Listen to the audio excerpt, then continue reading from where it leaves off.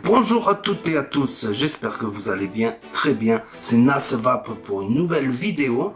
Et là, nous allons voir ensemble la C2 de chez Vapsio, qui est un tube comme cela avec un atomiseur assez aérien dessus, qui a de très bonnes saveurs, franchement entre nous, et qui a une bonne autonomie pour un tube, 3000 mAh. Merci à Vapsio, CSI Vapsio de m'avoir envoyé ce tube pour l'avoir essayé parce que c'est une belle surprise, franchement, c'est une belle découverte. Donc mettez un pouce bleu et abonnez-vous si vous voulez voir l'unboxing, la suite de la vidéo, le plan serré. Merci. Donc voilà le tube C2 de chez Vapsio, qui est un kit avec un atomiseur séparé. Donc je l'ai reçu en noir. Donc c'est encore Vivakita et Vapsio. Un scratch d'authentification. Voilà, et le détail de tout ce que contient le packaging. À l'intérieur, nous avons une carte attention bien amorcer la résistance, un manuel d'utilisation du C2 tank en français et un manuel d'utilisation du C2 mode tube en français également. En dessous, nous avons un câble USB pour les rechargements, parce que c'est une batterie intégrée, on ne peut pas changer d'accu là-dessus. Et deux résistances en 0,25 et une petite carte ici, un certificat. Et là, le fameux tube C2. Donc au dos, nous voyons un trou et des petites gravures partout, CE ne pas jeter. Un seul bouton ici, qui est assez doux à cliquer. Donc pin 510 monté sur ressort qui peut accueillir toutes sortes d'atomiseurs. Quant à l'atomiseur, voilà, il est un peu caoutchouteux. Comme le tube, on dirait qu'il y a un revêtement légèrement caoutchouteux. Donc le pin 510, il est carrément enfoncé. Donc franchement, plus qu'ara. Un drip type propriétaire. Néanmoins, on peut y mettre un 510, mais ça fait pas très joli. Donc un top cap qui se divise comme ça. Donc ici, là, il y a du caoutchouc pour remplir. Et je pense que c'est pour éviter les remontées de liquide. Je ne sais pas si on peut l'enlever. Oui, on peut l'enlever en cas où. Attention, ne perdez pas ce petit joint ici qui peut s'enlever. Et là, nous avons la base avec deux airflows. Donc les airflows sont réglables, mais ils sont très difficiles à tourner franchement. Donc elle est indiquée en 0,25 ohms en Cantal, de 30 à 60 watts si on veut mettre cet atomiseur dans une autre box. Sinon sur le tube, il enverra automatiquement la puissance selon la résistance, la valeur de la résistance. Et nous voyons que cette résistance là, elle se plug en fait. Vous voyez, elle ne se visse pas. Contrairement à celle-ci où il y a un pas de vis, moi je préfère qu'un sang vissé. Le courant, je pense qu'il est plus franc, il passe mieux. Donc quand c'est des résistances qui se plug, il faut que ça soit vachement bien compressé, parce que sinon j'ai comme l'impression que des fois le courant il a du mal à passer, quoi. Et comme vous le savez très bien, si le courant passe, ben ça va peu bien. Pour amorcer la résistance, soit on l'imbibe comme ceci, soit on visse tout et on remplit le tank et on laisse attendre pendant un quart d'heure, 20 minutes. Moi je fais les deux, comme ça c'est plus de sécurité.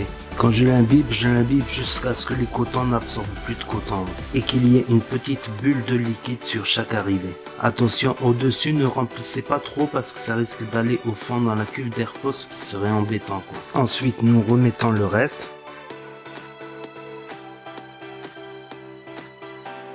On procède au remplissage.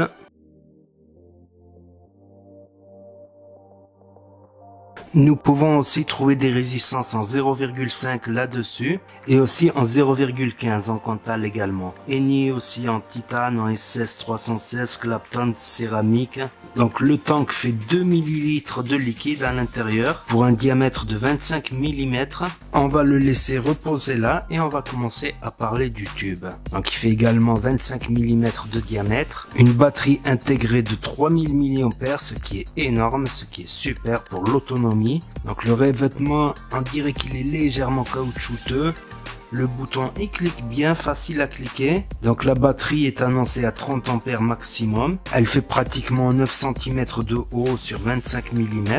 Donc au maximum elle sera à 4,2 volts et au minimum quand elle sera déchargée à 2,8 volts.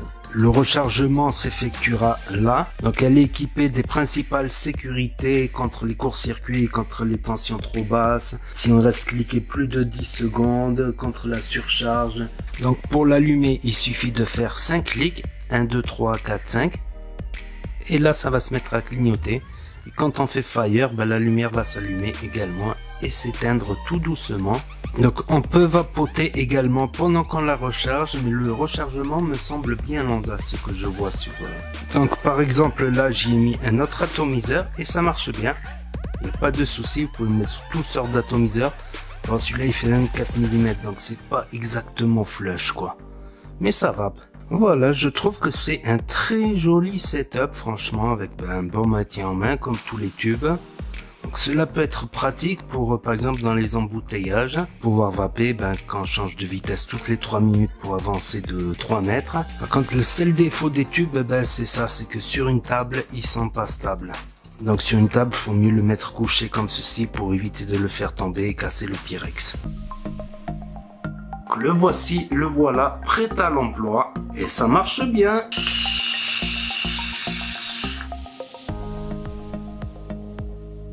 Ça marche très bien. Moi, ce qui m'a surpris au début, le temps que la résistance elle se fasse un peu avec le jus, c'est que les saveurs sur cet atomiseur, elles sont excellentes. Ces petites saveurs, franchement, je suis resté bête quoi. Le goût sucré, il ressort très bien sur les jus.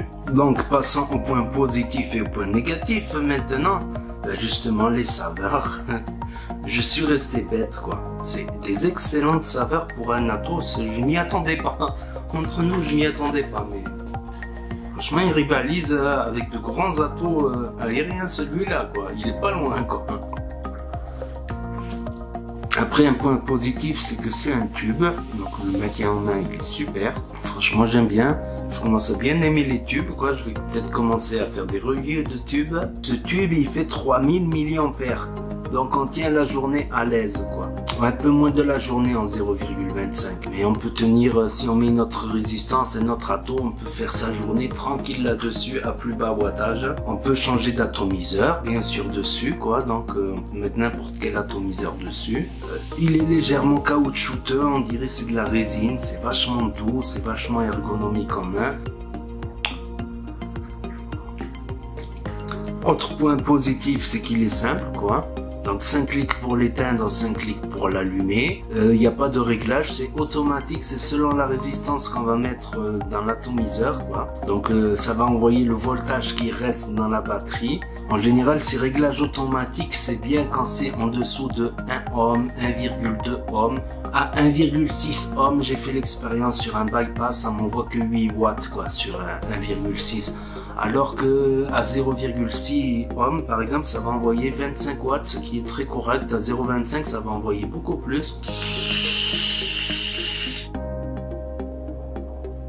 Pour l'instant je n'ai eu aucune fuite, j'ai fait plusieurs remplissages, 0 fuite, donc je suis agréablement surpris quoi. Pour l'instant j'ai testé que la résistance qui se visse, j'ai pas testé la résistance qui se plug, mais 0 fuite. Donc franchement, je suis agréablement surpris par ce tube quoi. Je m'y attendais pas, une qualité de vape comme ça avec cet atomiseur, ce tube là, franchement, gros point positif. Et le look, après, on aime, on n'aime pas, chacun ses goûts et ses couleurs. Donc la transition idéale vers le point négatif. Donc premier point négatif, c'est que le fait que c'est un tube sur une table, si on le pose comme ça droit, c'est pas stable du tout. Moi, ce que je mets, c'est que je rajoute une vape bande quoi dessus. Voilà, comme ça, s'il tombe doucement. Donc voilà, faire gaffe au Pyrex. En général, plutôt la poser droite comme ceci. Un point négatif, c'est qu'on peut pas régler son wattage. Donc si on a envie d'avoir une vape plus puissante, mais à 0,25, c'est correct, ça envoie. Surtout quand la batterie elle est chargée. Parce que quand la batterie elle se décharge, voilà, c'est pas régulé. C'est un autre point négatif, c'est quand on arrive vers la fin de la batterie, à partir de la moitié. Voilà, quand la batterie commence à se terminer, ça envoie moins.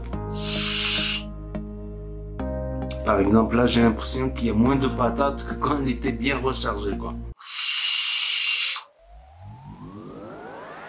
Ouais, il y a moins de patates quand elle est déchargée. Donc malgré ses petits défauts et ses gros avantages, c'est un kit que j'aime bien, c'est un tube que j'aime bien. Peut-être pour la voiture, comme ça je le pose, 5 clics, je le pose.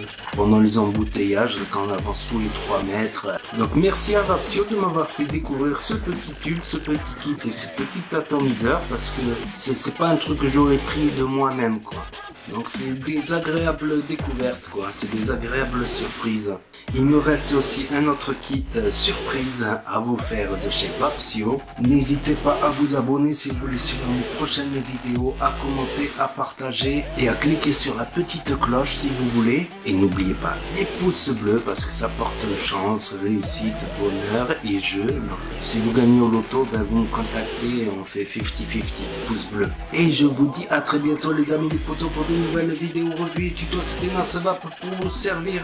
Et vous savez très bien, si le courant passe dans le tube, la tueuse trépasse et ça va plus bien.